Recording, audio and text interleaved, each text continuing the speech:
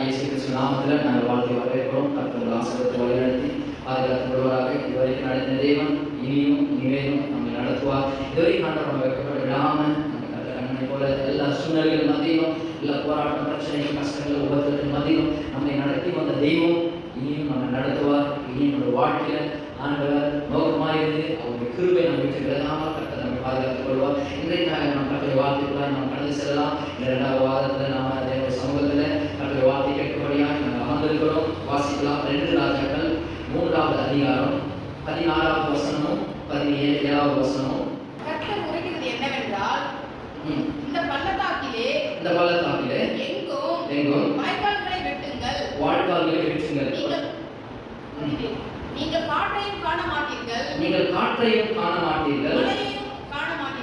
மழையையும் காண மாட்டீர்கள். ஆனாலும் நீங்களும் உங்கள் ஆடு மாடுகளும் மிருக ஜீவன்களும் குடிக்கும்படிக்கு இந்த பள்ளத்தாக்கு தண்ணீரால் நிரப்பப்படும் என்று கர்த்தர் சொல்லுகிறார். ஆமென். அல்லேலூயா. பள்ளத்தை ஆண்டவர் தண்ணீரால் நிரப்புவார். ஆமென்.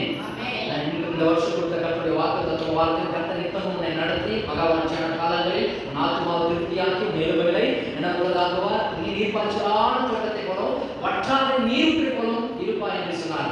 அன்றவர் நம்மளுடைய நீர்ப்பாய்ச்சலான தோட்டமாய் மாற்றுவார். இன்னைக்கு இந்த வசனத்தில் சொல்லுது, இங்கே என்ன ஆண்டவர் சொல்றாருன்னா, பள்ளத்தாக்குகள் எல்லாம் தண்ணீரினால நான் நிரப்புவேன். தண்ணீர்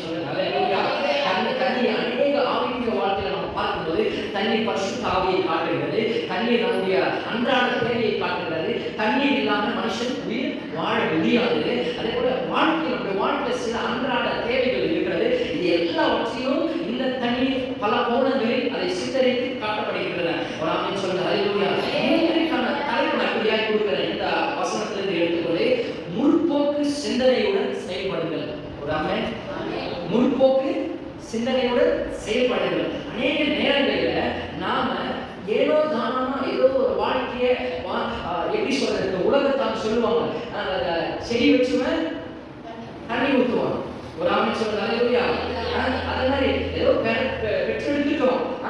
கடவுள் பார்த்து சில இடத்துல சில குடும்பங்களை நான் கேள்விப்பட்டிருக்கேன், பார்த்துருக்கேன். ஒரு 4-5 பிள்ளைகளை பெற்று போட்டுக்கிட்டு கணவன் ஒரு பக்கம் ஊதாரித்தனமா குடிச்சு கொண்டு திரிந்து கொண்டிருப்பான், மனைவி ஒரு பக்கம் ஒரு போக்கில் போய் கொண்டிருப்பான். அப்போ கேட்கும்போது சொல்லுவாங்க, பார்த்துக்கிறாரு கொடுத்துருவான் ஆண்டவன் அவனை பார்த்துக்கிறான்ற மாதிரி அவனை ஏழுதான ஒரு வாழ்க்கையை நீங்க வாழ்ந்து கொண்டு அநேக குடும்பங்கள் இருக்கிறது. இன்னைக்கு நான் சொன்ன அநேகர்கள் குடி பழக்கத்தினால, போதை பழக்கத்தினால, போதை வசத்தினால தவறான காரியங்களில் குடும்பம் சிதறடிக்கப்பட்டிருக்கும் போது இந்த குடும்பத்தினுடைய பிள்ளைகளும் சரி, அந்த குடும்பம் ஒரு தாழ்வாக போயிட்டு இருக்கிறது. அந்த குடும்பத்தின் பிள்ளைகள் பார்த்தா அவங்க தாழ்வாக வாழ்ந்து கொண்டிருக்கிறாங்க.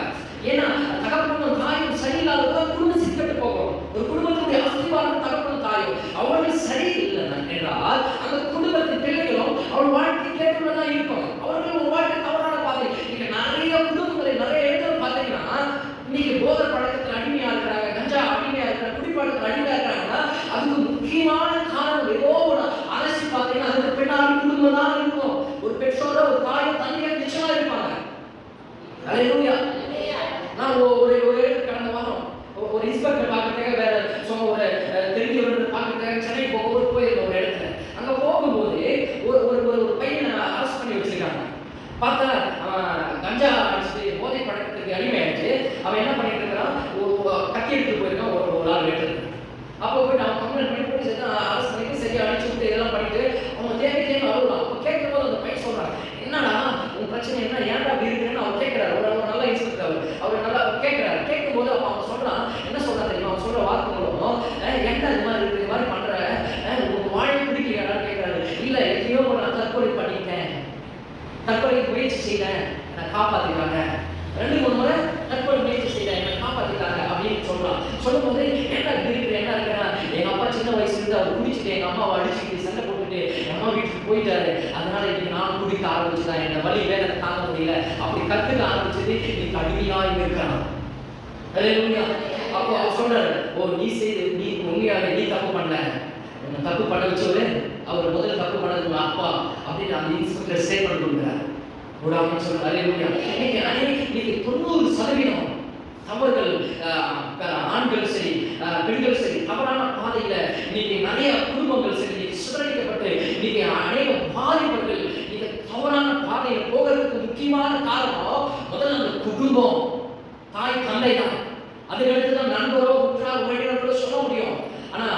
குலைந்து இந்த நிலைக்கு தள்ளப்படுவதற்கு காரணம் தாய் தந்தை மட்டுமே.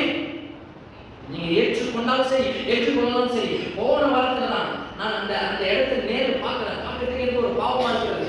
சின்ன பையன் 24-25 வயசு இருக்கும். அந்த போதை பழக்கத்துக்கு அடிமையாக்கி அழுகுறான். தேவி வாழ்க்கை 10 நிமிஷம் 5 நிமிஷம் விடாம அழுகுறான். ஏன்னா அந்த அளவு வாழ்க்கையில தாக்கத்தை ஏற்படுத்தி இருக்கிறது. அதனால தான் சொன்னது, அன்பானவர்களே, இங்க அங்க இல்ல, என் ஆண்டவரை தேடி வாங்க, உங்க பிள்ளைகளை ஆண்டவருக்கு கொடுங்க, இயேசுவை தேடட்டும், அவங்க குடும்பம் நல்லா இருக்கும், அவர்கள் நல்லா இருப்பாங்க. தவறான பாதையில் இந்த சர்ச்சில் என்னங்க சொல்லித்தரோம்? வேற என்ன சொல்லித்தரோம்? லவ் பண்ணணும்னு சொல்லித்தரோமா? இல்ல தவறான வழியில போகணும்னு சொல்லித்தரோமா? குடிப்பழக்கத்தை பற்றி சொல்லித்தரோமா? இல்ல ஜாதியை பற்றி சொல்லித்தரோமா? என்ன சொல்லித்தரோம்? நீ நல்லா இருக்கணும், இது சரியானது, இது தவறானது, சரியான பாதை நோக்கி போவோம், எதிர்காலம் நல்லா இருக்கும், குடும்பம் நல்லா இருக்கும், என்னைக்கு ஜனங்களுக்கு முன்னாடி நல்லா இருக்கும், நல்லதுதான் சொல்றோம். என்னைக்காவது தவறான வாழ்க்கையோ இல்ல தூண்டுகிற காரியங்களை என்னைக்காவது சபையில பிரசங்கித்து இருக்கிறார்களா? இயேசு சொன்ன நன்மையான, இயேசு சொன்ன வருத்தப்பட்டு பாரம் சுமக்கிறவர்களே, நீங்கள் எல்லாரும் என்னிடத்தில் வாருங்கள், உங்களுக்கு ஏற்பாடு தருகிறேன் என்று கர்த்தர் சொன்னார்ல. அந்த பையன் அவ்வளவு வருத்தத்தோடு இருக்கும்போது அந்த போதை பழக்கத்துக்கு அடிமை ஆகலாம். அந்த வருத்தத்தோடு இயேசுவை அவன் ஒருவேளை தேடி இருந்தானா, யாராவது ஒருவர் அவன் இயேசுவின் நினைத்திருந்தா அவன் வாழ்க்கை இப்படி இருந்திருக்காதுமா. அவரும் நம்மை போல நம்ம பிள்ளைகளை போல நன்றாக இருந்திருப்பான். அல்லேலூயா. அதனால நான் அடிக்கடி சொல்றது, உங்களுக்கு பிள்ளைகளுக்கு நான் ஒரு வார்த்தையை நான் சொல்லுகிறேன். உங்க பிள்ளைகளுக்கு கோடிக்கணக்கான சொத்துக்களை சேர்த்து வைக்கிறீங்களோ இல்லையோ, சேர்த்து வைக்கணும். உண்மையாவே அது நல்லது, சேர்த்து வைக்கணும். ஆனா சேர்த்து வைக்கிற முடியாத சூழ்நிலை இருந்தாலும் இயேசுவை அவர்களுக்கு சேர்த்து வையுங்கள். இயேசுவை அவர்களுக்கு சொல்லிக் கொடுங்க. இயேசுவிற்கு அவரை வழி நடத்துங்கள். போதுமா? அவர் வாழ்க்கையை இயேசு நடத்துவார். நீங்க நான் சொல்றேன், உங்கள் குடும்பம் பிள்ளைகளுக்கு அநேக ஊழியக்காரர்களுடைய பிள்ளைகள் ஒரு பிரகாசமான ஒரு நிலையில் இருப்பாங்க, உயர்வான நிலையில பாறையில் இருப்பாங்க, நல்ல அந்தஸ்தில் இருப்பாங்க, உயர்வான நிலையில் இருப்பாங்க. ஆனா அவருடைய ஊழியக்காரர் பார்த்தீங்கன்னா தன்னுடைய நடந்து போயிருப்பாரு, நடந்து போய் ஊழியம் பண்ணியிருப்பாரு, சாப்பாட்டு வழி இல்லாம ஊழியம் பண்ணியிருப்பாரு. அல்லேலூயா. நீங்க எங்க பாஸ்டர் கோசி பாஸ்டர் சொல்லுவாரு கிடைக்கல, அவர் ஆரம்பிக்க அவர் நல்ல ஒரு ஊழியர், ஒரு நல்ல நிலையில குடும்ப பிள்ளைகள் நல்ல நிலையில் இருக்கிறாங்க. ஆரம்பத்தில் அவர் சொன்ன காரியம், சாப்பாட்டு வழி இல்லாம ஒரு வெள்ளக்காரங்க போய் நிக்க கூடாது, பெல்ட்டை ஒரு வாட்டில இழுத்து போட்டு டைட் பண்ணிட்டு ஊழியம் பண்ண வரணும். அவரு சாப்பாட்டு வழி இல்லாம, நீங்க சாப்பாடு என்ற பட்சத்துக்கு நமக்கு இல்ல, கிருபையினால வயிறு உள்ள இழுத்துட்டு இருக்கோம், யாருக்கும் இப்ப கையேற்றி நிக்க கூடாதுன்றதுனால பெல்ட்டை கொஞ்சம் டைட் பண்ணி இன்னொரு அந்த ஓட்டையில பெல்ட் போட்டுட்டு ஊழியம் பண்ணாரு. இன்னைக்கு கர்த்தர் பிள்ளைகளையும் அவங்க குடும்பத்தை கர்த்தர் உயர்த்தி இருக்கிற காரணம் என்ன தெரியுமா? இயேசுவை நீங்கள் அவர்களுக்கு காட்டுனீங்கன்னா அநேக ஊழியக்காரருடைய வாழ்க்கையில பிள்ளைகள் பிரகாசமா இருக்கிற காரணம் என்ன தெரியுமா? அவங்க பிள்ளைகள் இயேசுவிடத்தில் நடந்ததுதான். சொத்து ஆசையெல்லாம் அவங்க வாழ்க்கை ஒன்றும் பண்ணல. நீங்க இயேசுவை உங்க பிள்ளைகளை இயேசுவிடத்தில் நடத்திட்டீங்கன்னா அவங்க சந்ததியாய் 1000 தலைமுறை மட்டும் அவர்கள் ஆசீர்வாதத்தை மட்டும் தான் பார்ப்பாங்க. ஏன்னா இங்க விதை விதைக்கப்பட்டிருக்கிறது, இங்க விதை விதைத்திருக்கிறாங்க. அவருடைய அப்பாவை எடுத்தீங்கன்னா அவர் ரொம்ப கஷ்டம், ஏழ்மையான ஓலை வீட்டுல ஊழியம் பண்ணிட்டு 3 பிள்ளைகளை வச்சு சாப்பாடு பண்ணி நம்ம கஷ்டப்பட்டு ஊழியம் பண்ணாரு. ஆனா அவங்களுடைய மகன் பாஸ்டர் அவரு ஒரு அளவுக்கு கர்த்தர் ஒரு நிலையில கொண்டு வந்தார். அதுக்கிட்ட அவங்க பிள்ளைகளை இப்படி ஆண்டவர் சந்ததியை கர்த்தர் ஆசீர்வதிக்கிறார். அந்த இயேசுவை சொல்றமா, இன்னைக்கு அந்த பழையன் போதை பழக்கத்தை அடிமை இருக்கிறான், அவன் சந்ததி முழுவதும் 7 தலைமுறை மட்டும் அந்த போதை அடிமை பழக்கத்தின் பின்னாடி தான் போக சாபம். இயேசுவின் பின்னாடி வந்தீங்கன்னா 1000 தலைமுறை மட்டும் இயேசுடைய ஆசீர்வாதமும் நன்மை கிருபைகளை சூழ்ந்து கொள்ளும். அல்லேலூயா. அப்ப நான் சொல்றேன், இன்னைக்கு நாம் எல்லாவற்றிலும் ஒரு முற்போக்கு சிந்தனையோடு நம்ம செயல்பட வேண்டும். அல்லேலூயா. ஒரு இடத்துல ஒரு தண்ணி குடிக்கிறதுக்கு ஒரு வனாந்தரமான ஒரு தோப்புல அந்த வழியா போற தண்ணி எங்கேயுமே கிடைக்காது. தண்ணி குடிக்கிறதுக்கு ஒரு தண்ணி பம்ப் அங்க வச்சிருக்கிறாங்க. அந்த தண்ணி பம்ப் பக்கத்துல ஒரு குடம் வச்சிருக்கிறாங்க. குடத்துல தண்ணி இருக்கு. ஆமென். நான் சொல்றது புரியுதா? அந்த குடத்துல தண்ணியை எடுத்து குடிச்சிட்டா குடம் முடிஞ்சிடும், காலி ஆயிடும், இல்லை தண்ணி ஃப்ரெஷ்ஷா இருக்காது. ஆனா அங்க ஒரு வாசம் எழுதி போட்டுருக்குது, இங்க இருக்கிற குடத்தில் இருக்கிற தண்ணியை அந்த தண்ணீர் பம்பில் ஊற்ற வேண்டும். ஊற்றி விட்டு உங்களுக்கு தேவையான அளவு தண்ணியை நீங்க எவ்வளவு வேணாலும் தண்ணி அடிச்சு எவ்வளவு வேணாலும் ஊற்றிட்டே இருக்கும். தண்ணியை நீங்க எடுத்துக்கொண்டு பிறகு மறவாமல் அந்த குடத்தில் தண்ணீரை நிரப்பி அங்கே வைத்துக் கொண்டு போக வேண்டும் என்று ஒரு வாசகம் எழுதியிருக்கு. இங்க போறவங்க என்ன பண்ணுவாங்க, குடத்துல இருக்க தண்ணியை ஊற்றுவாங்க, தண்ணி அடிச்சு நல்லா ஃப்ரெஷ்ஷான தண்ணி எவ்வளவு வேணுமோ அவங்களுக்கு மிருக ஜீவனங்களுக்கு எல்லாருக்கும் கொடுத்துட்டு கடைசியா போகும்போது அந்த குடத்தை தண்ணி எடுத்து வச்சு போவாங்க. இது எதுக்குன்னா ஒரு முற்போக்கு சிந்தனை. ஏன்னா இவன் நல்லா அடிச்சு குடிச்சிட்டு அந்த குடத்தை காலியை வச்சுட்டு போனான். இன்னொரு நாள் பின்னாடி வர ஆள் வந்து பார்த்தானா, குடம் காலியா இருந்தா அவனால தண்ணி தாக்கத்துக்கு குடிக்க முடியுமா? இப்ப பாத்துக்கலாம் போது. அல்லேலூயா. இதெல்லாம் இன்னைக்கு கிறிஸ்துவ வாழ்க்கையில நாம என்ன செய்யணும்னா ஒரு முற்போக்கு சிந்தனையோடு செயல்பட வேண்டும். ஒரு ஆமென் சொல்லுங்க. அல்லேலூயா. நம்ம எதிர்காலத்திற்காக நம்முடைய வாழ்க்கையில் சில காரியங்களுக்காக கொஞ்சம் முன்னாடி நாம தேவனுடைய வார்த்தையின் பிரகாரம் கர்த்தர் சொன்ன நான் ஒரு போதித்து நடக்க வேண்டிய வழியை காட்டுவேன், உன் மேலே கண்ணை வைத்து ஆலோசனை சொல்லுவேன் என்று சொல்ல சில காரியங்களை முற்போக்கு சிந்தனையோடு நம்ம செயல்படணும். ஏதோ இருக்கிற இடத்துலயே உட்காந்துட்டு இருக்கிற ஜபத்தையே ஜபம் பண்ணிக்கிட்டு இருக்கிற வேலையை செஞ்சுக்கிட்டு அலட்சமாவே அழைச்சிக்கிட்டு முடிச்சதையே குதிரை ஓட்டிக்கிட்டு நம்ம வாழ்க்கையை வாழக்கூடாது. அல்லேலூயா. அது 10 வயசு பிள்ளைகளா இருந்தாலும் சரி, 70 வயசு முதியவர்களாக இருந்தாலும் சரி, ஒரு முற்போக்கு சிந்தனை நமக்கு கண்டிப்பாக வேண்டும். இந்த வேதத்துல அப்படியான சொல்லப்பட்டிருக்கிறது. 2 ராஜ்யங்கள் 16-17 வாசிச்சீங்கல்ல, கர்த்தர் உரைக்கிறது என்னவென்றால், இந்த பள்ளத்தாக்கிலே எங்கும் வாழ்க்காத வெற்றுங்கள். ஆண்டவர் சொல்றார், தண்ணி இல்லாம தண்ணி பஞ்சத்தில் இருக்கிறாங்க, பள்ளமா இருக்கிற பள்ளத்தாக்கா இருக்கிறது. இந்த பள்ளத்தாக்கில் ஆண்டவர் சொல்ற கால்வாயை வெட்டுகிறார். என்னடா முட்டாள்தனமான கேள்வி என்ற மாதிரி நம்ம கேட்டிருப்பாங்க. பள்ளத்தாக்கிலே எங்கெங்க தண்ணி வரும்? ரெண்டே கால்வாய் வெட்ட சொல்றாரு. அவர் உங்களுக்கு புத்தி இருக்குது ஆண்டவரே அப்படின்னு நம்ம கேட்போம். கால்வாயில தண்ணி வெட்டினா தண்ணி வெட்டிச்சே கால்வாய் வெட்டலாம், தண்ணி எல்லாம் கால்வாய் வெட்ட சொல்றாரு. ஆனா முற்போக்கு சிந்தனையோடு ஆண்டவர் சொல்லும் பொழுது ஆண்டவர் சொல்ற, நீங்கள் காற்றையும் காண மாட்டீர்கள், மழையும் காண மாட்டீர்கள், ஆனாலும் நீங்களும் உங்கள் ஆடு மாடுகளும் உங்கள் மிருக ஜீவன்களும் குடிக்கும்படிக்கு இந்த பள்ளத்தாக்கு தண்ணீரால நிரப்பப்படும். அல்லேலூயா. நீங்க உங்க வாழ்க்கை பள்ளத்தாக்கா இருக்கலாம், சுகம் இல்லாத ஒரு பள்ளத்தாக்கு, சமாதானம் இல்லாத ஒரு பள்ளத்தாக்கா இருக்கலாம், வேதனை நிறைந்த பள்ளத்தாக்கு, அவமானம் நிறைந்த பள்ளத்தாக்கு, துன்பம் நிறைந்த பள்ளத்தாக்கு, கடன் நிறைந்த பள்ளத்தாக்கு, ஏளனம் நிறைந்த பள்ளத்தாக்கு, அடிமை நிறைந்த பள்ளத்தாக்கு, சொல்லிக்கிட்டே போயிட்டு இருக்கலாம். இது மாதிரி வாழ்க்கை ஒரு பள்ளத்தாக்கா இருக்கலாம். ஆனா கர்த்தர் சொல்றாரு, முற்போக்கு சிந்தனையோடு நீங்கள் செயல்பட்டீர்கள் என்றால் நாளை காலையில ஆண்டு சொன்னாரு, அந்த பள்ளங்கள் எல்லாம் தண்ணீரால் நிரம்பி இருக்கும். அதுக்கு அடித்தளமாய் ஒரு முற்போக்கு சிந்தனை கர்த்தர் சொன்னார், கால்வாயை நீ வெட்டு என்று கர்த்தர் சொன்னார். அல்லேலூயா. நம்பர் 1 என்ன பண்ணணும்? கால்வாயை வெட்டணும். நாம் செய்ய வேண்டிய சில காரியங்கள் செய்யணும். வீட்டில் உட்கார்ந்துட்டு கால் போட்டுட்டு வாழ்க்கை ஒன்றும் நடக்காது. ஒரு முற்போக்கு சிந்தனையோடு நாளை என்ன செய்ய வேண்டும், எப்படி செய்ய வேண்டும், என் ஊழியத்தை எப்படி செய்ய வேண்டும், என் குடும்பத்தை எப்படி நடத்த வேண்டும், என் பிள்ளைகளை எப்படி கரை சேர்க்க வேண்டும், என்னுடைய பிசினஸ் எப்படி அடுத்த லெவலில் கொண்டு போகணும், அடுத்த நிலையில் கொண்டு போகணும் என்ற ஒரு சிந்தனையோடு நீங்கள் செயல்பட்டு கொண்டிருக்கோம். தேவையில்லாத குப்பைகள் மனசுல போட்டுட்டு கடந்த வாரத்தை செய்யல, கடந்த கால வாழ்க்கை பிரச்சனை இப்படியாக இருக்கணும், நான் அப்படியா இருந்தேன், என் குடும்பத்தில் இப்படியாக இருந்தாங்க, இப்படி குப்பையெல்லாம் பேசி வாழ்க்கை சீரழித்துக் கொண்டிருக்காமல் நீங்கள் ஒரு முற்போக்கு சிந்தனையோடு இன்றைக்கு நீங்கள் செயல்பட வேண்டும். ஆமென். அல்லேலூயா. எது செய்ய நல்லா இருக்கும், எப்படி நம்ம வாழ்க்கை செய்ய வேண்டும், எப்படி நடந்து போக வேண்டும் ஒரு சிந்தனை இருக்கணும். ஆமென். அல்லேலூயா. புரியுது நான் சொல்றது? பள்ளம் என்பது உங்கள் வாழ்க்கை முறையை காட்டுகிறது. பள்ளம் என்பது வாழ்க்கை குறைவை காட்டுகிறது. பாவம் என்ற ஒரு பள்ளத்தில் நீங்கள் விழுந்திருக்கலாம், பலவீனம் என்ற பள்ளத்தில் விழுந்திருக்கலாம், வியாதி என்ற பள்ளத்தில் நீங்கள் விழுந்திருக்கலாம், கடன் என்ற பள்ளத்தில் விழுந்திருக்கலாம், இல்ல பயம், தோல்வி, உபத்திரவம், இறக்கத்துல இருக்கீங்க, ஏழை சிகரத்துல இதெல்லாம் ஒரு பள்ளத்துல நீங்கள் விழுந்து கிடக்கலாம். ஆனா இந்த பள்ளங்கள் எல்லாம் கர்த்தர் நிரம்ப பண்ணுவார். ஒரு கையை தச்சுட்டாங்க. அல்லேலூயா. வாழ்க்கை கர்த்தர் நிரம்ப தெரியுமா? இந்த முற்போக்கு சிந்தனையோடு செயல்படுறீங்க பாத்தீங்களா, அவங்களுக்கு தான் நிரம்ப பண்ணுவாங்க. ஆமென். அல்லேலூயா. இது ஒரு சம்பவம், பைபிள் சம்பவம் ஞாபகம் வருது. வேற பிடிக்கிற எண்ணெயெல்லாம் எடுத்துட்டு வராங்க, டிவிடி வச்சுட்டு இருக்கிறாங்க. வச்சுட்டு இருக்கும்போது எஜமான எப்போ வருவாங்க எல்லாம் காத்து இருக்கிறாங்க. இதுல சில பேர் என்ன பண்ணாங்க, எண்ணெயை ஆயத்தமாக முற்போக்கு சிந்தனையோடு கொண்டு வராங்க. ஒரு ஆமென் சொல்லுங்க. சிலர் என்ன பண்ணாங்க, இருக்கிற எண்ணெயோடு போதுன்னு சொல்லிட்டு வந்தாங்க. வந்த உடனே எஜமானன் வர நைட்லாம் காத்துட்டு இருக்காங்க, எஜமானன் வரல, லேட் ஆகுது. இவங்க எண்ணெய் காலி ஆயிடுச்சு, எண்ணெய் ஊத்துறாங்க, இன்னொருத்தருக்கு எண்ணெய் காலி ஆயிடுச்சு. இவன் என்ன பண்றான், சோம்பேறி பக்கத்துல வந்து கேட்கறான், கொஞ்சம் கடலுக்கு எண்ணெய் கொடுக்குறியா, எனக்கு காலி இருக்கும்போது நான் உனக்கு அப்புறம் தரேன். உடனே நம்ம என்ன பண்ணுவோம், சொல்ல என்ன பண்ணுவோம், கேட்டா கடலுக்கு கொடுப்போம். கரெக்டா? அதெல்லாம் தவறு பண்ணணும். அல்லேலூயா.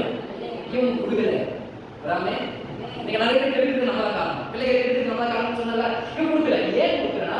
இவன் சொன்னாங்க, தெளிவா சொன்னாங்க, இவன் முற்போக்கு சிந்தனையோட நான் உங்களுக்கு கொடுத்துட்டுனா ஒருவேளை எஜமான வர கால தாமதம் ஆனா எனக்கு என்ன காலி ஆயிடுச்சுன்னா 2 பேரும் எண்ணெய் தான் நிற்கணும், நான் எங்கே போவேன். ஒரு அல்லேலூயா. சொன்னா எனக்கும் காலி ஆகாத படிக்கு, உனக்கும் காலி வராத படிக்கு நீ போய் கடையில போயிட்டு வாங்கிட்டு வாங்கன்னு சொல்லிட்டு அனுப்பி வைக்கிறாங்க. இதுதான் ரொம்ப சிறந்த இருக்க. நம்ம கிட்ட கொஞ்சம் கொடுத்துருக்காங்க, வாதி வாழ வாழ அப்படி போல சில நேரத்தில் கொடுத்துட்டு ஒன்றுக்கெல்லாம் நடுவோட்டில் இருக்கிற அநேகர்கள் கண்டிருக்கலாம். எதையுமே பிளானோட முற்போக்கு சிந்தனையோட நம்ம செய்யும் போது நம்ம வாழ்க்கையில ஏற்றத்தை காண முடியும். ஏதோ குடும்ப சொன்ன வாரி வாரி கொடுத்துட்டு எல்லாமே கொடுத்துட்டு கடைசியாக நடுரோட்டில் வந்து நெகி போறாங்க. அல்லேலூயா. நான் புரியுது, நான் சொல்றது என்ன சொல்ல வரேன், என்ன வேணாலும் உங்களுக்கு தாராள குணம் நல்ல குணம் இருந்தாலும் சில காரியங்களில் கர்த்தருடைய அனுமதி இல்லாமல் நீங்கள் எதையும் செய்யக்கூடாது. நாம அல்லேலூயா. உடனே இவங்க சொல்லிட்டு உடனே இவங்க என்ன வாங்கிட்டு வந்தாலும் ஓடுன்னு ஓடினாங்க. எஜமானன் வந்துட்டாங்க. அல்லேலூயா. எஜமானன் வீட்டுக்குள்ளே ஓடணும், பிரவேசிக்குள்ள போயிட்டாங்க. இவன் வந்து என்ன வாங்கிட்டு வந்து பார்க்கறான், யாக ஓடியாச்சு, வெளியே நிற்கிறான். அது வரைக்கும் காத்திருந்தவன் கடைசி நாட்கள் இறந்து போயிட்டான். கொஞ்சம் அந்த முற்போக்கு சிந்தனைகளாக இருக்காங்க. அல்லேலூயா. சொல்லக்கூடிய அல்லேலூயா. முற்போக்கு சிந்தனையோடு நீங்கள் செயல்படுங்கள். அது சாதாரணமாக இந்த பூமி 3 நிலை காட்டுகிறது. ஒன்று பள்ளம், 2 சமபூமி, 3வது மலை மேடு காட்டுகிறது. அமைச்சர் அல்லேலூயா. நம்ம இருக்கும்போது பள்ளம் என்பது நம்ம வாழ்க்கை தனிப்பட்ட வாழ்க்கையை காட்டுகிறது. நீங்க பள்ளம் என்பது நம்ம வாழ்க்கை குறையை காட்டுகிறது நான் சொன்னேன். சமபூமி என்பது இன்னைக்கு நம்ம இந்த பூமியை பார்க்கிறோம், சில சமமா இருக்கிற சமமான வாழ்க்கையை பார்க்கறது காட்டுகிறது. மேல மலை பார்க்கும்போது மட்டும் நம்ம அண்ணாந்து பார்க்கிறோம், ஏன்னா அவங்க உயர்வு இருக்கிறாங்க. நீங்க அநேகர்கள் பார்த்தீங்கன்னா நமக்கு முன்னாடி ஒரு உயர்வான வாழ்க்கை வாழ்ந்து கொண்டு இருக்கலாம். நம்ம பார்க்கும்போது எப்படிதான் பார்க்க முடியும் சிலருடைய வாழ்க்கையில. அல்லேலூயா. அதனால் சில நேரங்கள் என்னன்னா தண்ணி வரும்போது, நான் சொல்றேன் சீக்கிரம் சொல்றேன், தண்ணி வரும்போது இந்த தண்ணி நான் நிரப்புறேன் பழத்துல தண்ணி வரும்போது முதல்ல என்ன ஆகும், அந்த தண்ணீர் மலை ரொம்புமா, சமபூமி ரொம்புமா, பள்ளம் ரொம்புமா? சொல்லுங்க. பள்ளம் தான் ரொம்பும். ஒரு ஆமென் அல்லேலூயா. பள்ளம். அதனால பள்ளம் தண்ணி ரொம்பின உடனே அது ரொம்பி நிரம்ப ஆரம்பித்த பிறகுதான் சமபூமி மேடெல்லாம் ரொம்பும். எத்தனை பேர் நான் சொல்றது ஆவி புரியுது? அல்லேலூயா. இது எதுக்கு சொல்லுவாங்க, இன்னைக்கு நீ பள்ளத்தில் இருக்கலாம், உங்களுக்கு மேல சமமா, உங்களுக்கு சிலர் சமமான வாழ்க்கை வாழ்ந்து கொண்டு இருப்பாங்க. இன்னும் அது பேரை பார்க்கும்போது மலை போன்ற உச்சியில் உயர்வுல அநேகர் வாழ்ந்து கொண்டிருப்பாங்க. இந்த வாழ்க்கையில நான் வாழ முடியுமான்னு எத்தனையோ முறை யோசிச்சு சிந்தித்து செயல்பட்டு இருக்கலாம். ஆனா ஆண்டவருடைய வாழ்க்கை சொல்லுது, ஆண்டவர் என்ன சொல்றேன்னா, உங்களுடைய வாழ்க்கையில முதல்ல பள்ளம் நிரம்பலாதான் அவன் தண்ணி பார்க்க முடியும். அல்லேலூயா. சொல்றது விளங்குதா? இன்னைக்கு மழை பெய்யும் போது ஒரு சமபூமியில தான் தண்ணி இருக்கும், நனையும். ஆனா தண்ணியெல்லாம் எங்க போகும்? பள்ளத்துக்கு தான் போகும். ஆனா முதல்ல தண்ணியை பார்க்கறது எது பார்க்கும்? மேல இருக்கிற சமபூமியில தண்ணியை பார்க்கும். ஆனா தண்ணியை பார்க்க தான் முடியும், சும்மா நக்கிக்க தான் முடியும். ஆனா மொத்த தண்ணியும் பள்ளத்துக்கு போகும். அப்படிதான் சிலர் உங்களுடைய வாழ்க்கையில எதிராளிகள் உங்களை ஏலம் செய்யறவங்க, உங்களை கிண்டல் பண்றவங்க இன்னைக்கு என்ன பண்றாங்க, சில நேரத்துக்கு கொஞ்சம் நல்லா இருக்கிற மாதிரி இருப்பாங்க. ஒரு ஆமே சுகத்துல சமாதானம் சந்தோஷம் ஐஸ்வர்யத்துல கிருபையில எல்லோருக்கும் கொஞ்சம் அவன் நல்லா இருக்கிற மாதிரி இருப்பாங்க. நம்ம பள்ளத்தில் இருப்போம், அவன் சமபூமியில் இருப்பான். அவன் நல்லா இருக்கிற மாதிரி நமக்கு தெரியும். ஆனா உங்களுக்கு தெரியுமா, அது சும்மா மேலோட்டமானதுதான். கற்பாறை நிலத்தில் விதைக்கப்பட்ட செடியாக இருக்கிறான். அப்போ அவன் மேல இருக்கிறது அவன் நல்லா பார்க்கறதுக்கு நல்லா இருக்கிற மாதிரி தெரியும். ஆனா அது வந்து பர்மனன்ட் கிடையாது. வெயில் வந்தாலே அது காஞ்சி போயிடும். செகண்ட் வெயில் வந்ததுன்னா அந்த பூமியெல்லாம் காஞ்சிடும். ஆனா பள்ளம் காயாது. பள்ளம் தண்ணியோடு நிரம்பிதான் இருக்கும். அப்போ மேல இருக்கிறவன் நல்லா இருக்கிறான் அவனை பார்த்து நம்ம ஏமாந்துட கூடாது. முதல்ல இந்த பள்ளம் நிரம்பணும். இது ரொம்ப நிரம்பி வந்த பிறகுதான் பூமியை நிரப்ப ஆரம்பிக்கும். அப்படிதான் அந்த பூமி என்ன பண்ணும், அந்த ஈரத்தை ஃபுல்லா உணர்ந்து கொண்டு அந்த பூமி ரொம்ப ஆரம்பிக்கும். அதுக்கடுத்து மேடு எல்லாமே நிரம்ப ஆரம்பிக்கும். ஆமென் அல்லேலூயா. நிறைவு எப்பொழுது உங்களுக்கு உண்டாகும் என்றால், உங்கள் பள்ளம் நிரம்பி வழிந்த பிறகுதான் நிறைவு உண்டாகும். ஆமென் அல்லேலூயா. நான் சொல்றேன், இப்ப இப்படியே சொல்றேன், மேல் சில நேரத்துல பழத்தை பார்க்கும்போது தாழ்வான எண்ணத்தை தான் பார்க்கும், ஒரு ஏளனமான எண்ணத்தை தான் பார்க்கும். ஆனா நீங்க நிரம்பனாதான் அந்த மேல் தண்ணீரை பார்க்க முடியும். எத்தனை பேர் புரியுது நான் சொல்றது? புரியுதான்னு தெரியல. நீங்க நிரம்பி நீங்க ஆசீர்வாதமா இருந்தாதான் அந்த மேடு அந்த பூமி ஆசீர்வாதத்தை பார்க்க முடியும். இப்ப நான் சொல்லட்டுமா, நீங்க நல்லா இருந்தாதான் உங்க எதிராளி நல்லா இருப்பான். அல்லேலூயா. நான் சொல்றது புரியுதுங்களா? நீங்க திருப்தியானாதான் அவன் திருப்தியாக முடியும். நீங்க அவன் திருப்தியா இருக்கிறவன் ஆசீர்வாதமா இருக்க மாதிரி தெரியலாம். ஆனா நீங்க நல்லா இருந்தா தான் அவன் நல்லா இருக்க முடியும். நீ நிரம்பி உனக்கு போதும் நீங்க சொன்னீங்கன்னா தான் அது அவனுக்கு போகும். ஒரு கையை தட்டு புரிஞ்சு மாசம் ராமே அழியா. நீங்க ஃபுல் ஆன பிறகுதான் அவனுக்கு போகாது. ஆபிரகாம் லோத்து 2 பேர் போறாங்க. ஆபிரகாம் வாழ்ந்து எல்லாம் ஃபுல் ஆன பிறகுதான் லோத்து அந்த அவன் நிரம்பி வழிகிறதை அவன் எடுத்துக்கொண்டு அவன் ஆசீர்வாதமாக்கப்பட்டான். இன்னைக்கு நான் ஒரு வார்த்தை சொல்றேன். இன்னைக்கு என்னுடைய எதிராளிகள், கூட்டாளிகள், என்னை பகைத்தவர்கள் எல்லாம் நீங்க நல்லா இருக்கிறாங்க, ஒன்றும் இல்லாமல் இருக்கிறேன் நீங்க சொல்லலாம். நான் உயர்வான அந்தஸ்து இருக்கிறேன்னு சொல்லலாம். ஆனா அது பார்க்கறதுக்கு ஒரு மாயஜாலம் போலதான். அது நிரந்தரம் இல்லை, ஒரு பிம்பம். ஆமே, அது நிரந்தரம் கிடையாது, ஒரு பிம்பம். என்றைக்கு நான் திருப்தியாயிட்டு எனக்கு போதும்னு சொல்றனோ அன்றைக்கு தான் அவன் வாழ்க்கையில நன்மைகள் வர ஆரம்பிக்கும். நான் நல்லா இருக்கிற வரைக்கும் அவன் நல்லா இருக்க முடியாது. அல்லேலூயா சொல்லுங்க. என் பள்ளம் காலி, என் பள்ளம் ரொம்ப வரைக்கும் அந்த சமபூமி மேடெல்லாம் ரொம்பவே ரொம்ப ஆமென் சொல்றேன். நான் சொல்றது புரியுதா உங்க வாழ்க்கையில? அப்போ நான் இன்னொரு விஷயத்தை சொல்றேன். இந்த கால்வாழி நீங்க என்னைக்கு முற்போக்கு சிந்தனையோடு நீங்க தொடங்குறீங்களோ அன்னைக்கு தான் உங்க வாழ்க்கையில் இருக்கிற எல்லா பள்ளங்களும் நிரப்பும். 2வது காரியம் லூக்கா 5வது அதிகாரம் 4வது வசனத்திலிருந்து 7 வரைக்கும். லூக்கா 5 4வது அதிகாரம் 5வது அதிகாரம் 4லிருந்து 7 வரைக்கும். அதற்கு சீமோன் நான் சொல்றேன். 4 சொன்னேன். அவர் கோதுமையை முடித்த பின்பு சீமோன் நோக்கி ஆழத்தில் தள்ளி கொண்டு போய் மீன் பிடிக்கும்படி வலைகளை போடுங்கள் என்றார். அதற்கு சீமோன் ஐயரே, ராமுழுவதும் நாங்கள் பிரயாசப்பட்டு ஒன்றும் பார்க்கப்படவில்லை, ஆகியோருடைய வார்த்தையின்படி வலை போடுகிறேன் என்றார். அதன்படியே அவர் செய்து தங்கள் வலை கிழிந்து போகத்தக்கதாக மிகுதியான மீன்களை பிடித்தார்கள். ஆமென் சொல்றது அல்லேலூயா. அப்பொழுது மற்ற கடவுளில் இருந்த கூட்டாளிகள் வந்து தங்களுக்கு உதவி செய்யும்படி சைகை காட்டினார்கள். அவர்கள் வந்து 2 படகுகளும் அமையத்தக்கதாக நிரப்பினார்கள். குறிஞ்சி மட்டும் ஒரு கையை கட்டினார்கள். ஆமென் அல்லேலூயா. நான் நேரத்தை முடிக்கிறேன். 2வது வலைகளை பிடித்தார்கள் என்று சொல்லியிருக்கிறார். ஆமென். முதல்ல முற்போக்கு சிந்தனையோடு கால்வாயை வாங்க சொல்லுங்க என்ன சொன்னாரு. 2வது பாயிண்ட்னா முற்போக்கு சிந்தனையோடு வலைகளை எடுத்துக்கொண்டு போக சொன்னார் ஆண்டவர். ஆண்டவர் என்ன சொன்னார்? பேதுரு ராமுழுவதும் மீன் பிடிக்கணும். நைட்ல மீன் பிடிப்பாங்க. அவன் மீனை எங்க பிடிச்சா என்ன பண்ணி எல்லாம் ஒரு டெக்னிக்காலாம் அவனுக்கு தெரியும். ராமுழுவதும் மீன் பிடிச்சான், ஒரே மீன் மாட்டேன். காலையில படகுல இயேசு வராரு. அந்த இயேசு சொல்றாரு, பேதுருவே இப்ப நான் சொன்னேன், நீ போய் படகை ஆழத்துல போடு, படகை ஆழத்துல போடு, அப்போ மீன் பிடிப்பேன். அப்படின்னா இயேசு பேர் சொல்லியிருப்பான், நான் மீன் எங்க இருக்கு, எப்ப இருக்கு, என்ன இருக்கு, எனக்கு எல்லாமே தெரியும். நான் நைட்டு பொழுது மீன் பிடிச்சேன், ஒன்றும் அகப்படல. நீங்க சொன்னி போய் பகல் போட்டா என்ன மீன் கிடைக்குமா, என்ன ஒரே முட்டாள்தான் சொல்றீங்க அப்படின்னு கேட்டுருக்கணும். ஆமென் அல்லேலூயா. புரியுதா? நமக்கு தெரியும் ஒரு விஷயத்துல நம்ம எக்ஸ்பர்ட்டா இருக்கணும்னா நமக்கு தெரியும் எங்க என்ன இருக்கு ஏது இருக்குன்னு எல்லாமே தெரியும். சில நேரத்தில் இந்த குருடர்கள் பாத்தீங்கன்னா எங்க என்ன இருக்கு கரெக்டா போவாங்க ஒரு இடத்துல, நமக்கே தெரியாது. அது அவங்களுக்கு எந்த நேரத்தில் எப்படி வேணாலும் சரியா கரெக்டான இடத்துல போவாங்க. அதே போல சில இடத்துல அவங்க எக்ஸ்பர்ட்டா இருக்காலும் ராமுழுவதும் பிரயாசப்பட்டு மீன் அகப்படல. காலையில வந்து ஆண்டு சொல்றாரு, நான் ராமுழுவதும் அகப்பட்டேன், ஆனால் ஒன்று அகப்படல, பிரயாசப்பட்ட ஒன்று அகப்படல, ஆனா உங்களுடைய வாக்குப்படி போய் வலையை போடுகிறேன் ஆண்டவரே என்று சொல்லிட்டு போய் வலையை போடுறான். ஆண்டு சொல்ற வலையை போடுகிறாரே, வலையை போடுறான். ஓகே, ஒரு குரூப்புக்கு சிந்தனையோட அவன் கொஞ்சம் செயல்பட்டான். ஆண்டு வலையை போட சொன்னாரு. இவர் சொன்னார் வேற வேலை இல்லை சொல்லிட்டு அவன் பாட்டு போயிருக்கான். ராமே தலைவா புரியுது. போய் டெய்லி ஜோம் பண்ணுமா, வீட்டுல ஜோம் பண்ணுங்க, ஆண்டு ஆராதனைன்னு சொல்றான். இவர் சொன்னாரு டெய்லி போய் வேற வேலை இல்லை அப்படின்னு போனோம்னா வாழ்க்கை ஒன்றும் நடக்காது. இவன் என்ன பண்ணான், அந்த வலையை எடுத்துட்டு போயிட்டு ஆழத்துல போனான்.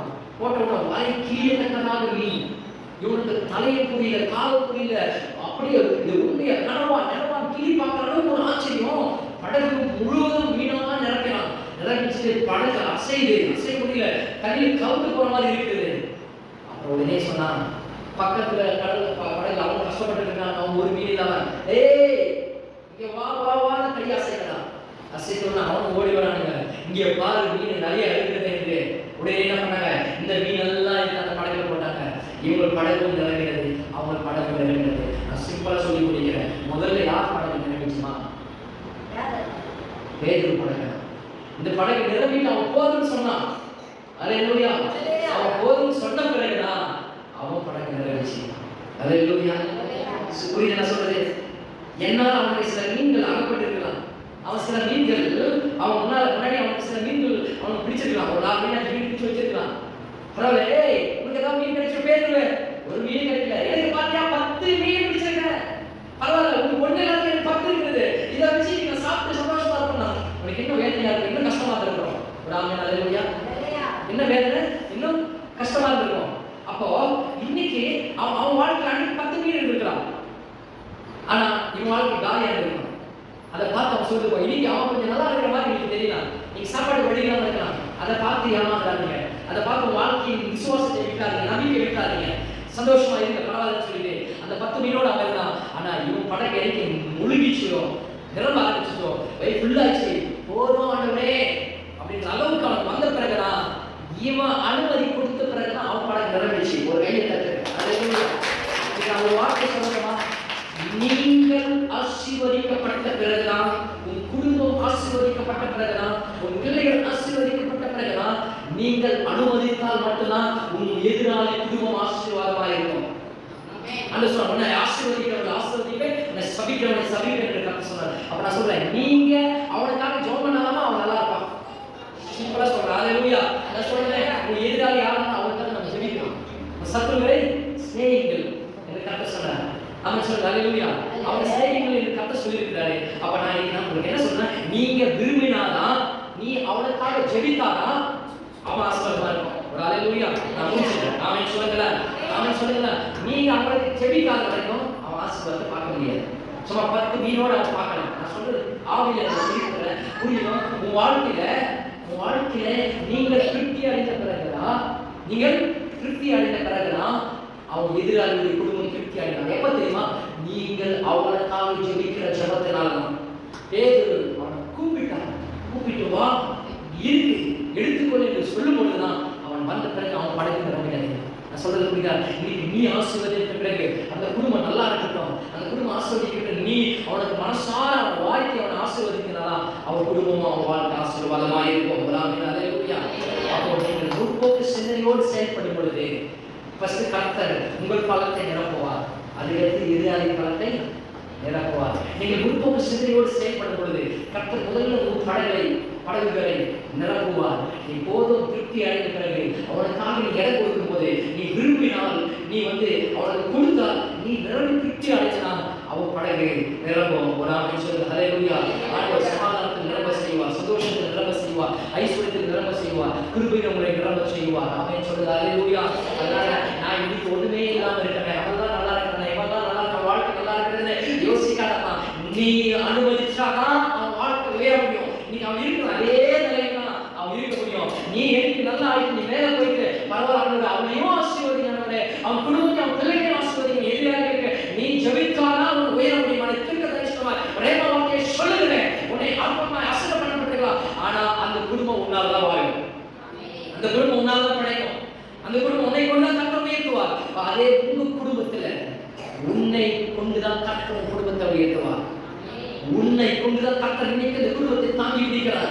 உன் குடும்பம் என்றைக்கோ இல்லாமல் சின்னவனமாயிட்டு இருக்கும், ஆனா உன் ஒருவன் நிமித்தம், உங்கள் ஒரு ஆள் நிமித்தம் தான் கர்த்தர் பொறுமையா என் குடும்பத்தை பாதுகாத்து வருகிறார். எழுந்திருக்கலாம், ஜெபம் பண்ணி முடிக்கலாம். கர்த்தரை நம்மை ஆசீர்வதிப்பாராக. திருவேசி முன்பாக நாம் எல்லாரும் வந்து இன்றைக்கு தேவ